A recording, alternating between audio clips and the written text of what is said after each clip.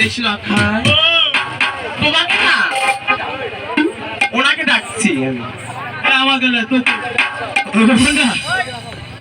বসে থেকে মাছ ধরেছে না সদর আছে তুই কি সুদা দিয়েছে না সখী সবে মাত্র উড়া ঠুকে দিয়েছে তাই নাকি সখী আমি বললে কি ওকে শুনবে ঠিক আছে তাই বলছি ওকে বৈদেশী লক্ষায় ওকে দাদা আমি যে তোমাকে ডাকি না ওকে আমাকে পছন্দ হয় দাদা এখানে পছন্দের সাথে শার্ট না ওটা তোমার কে হয় হ্যাঁ ওটা আমার দাদা।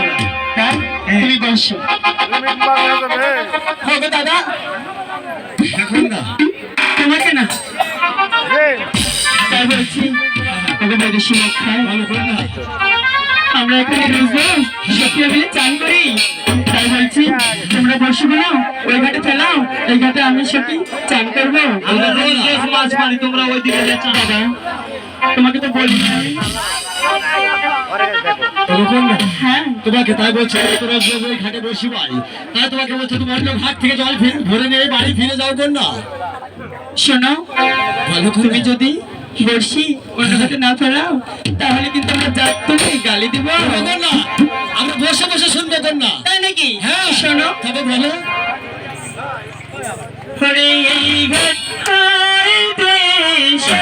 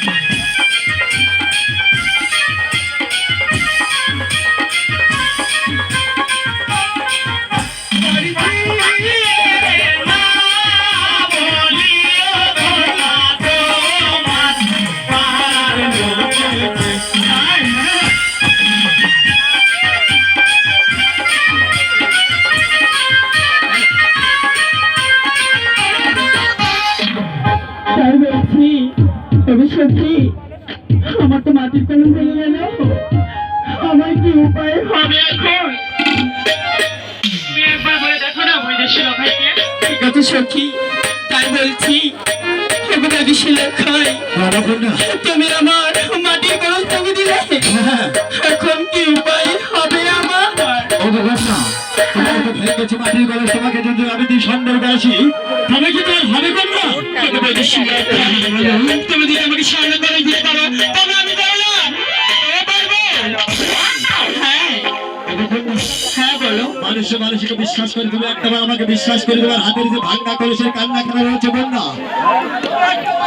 ঠিক আছে, তবে একটাবার আমাকে কলসের কান্না খারাপ, আমি তোমাকে কলসের টানা দিচ্ছি।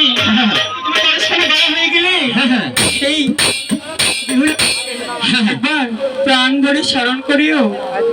ঠিক আছে এই না তোমার ঠিক আছে কন্যা।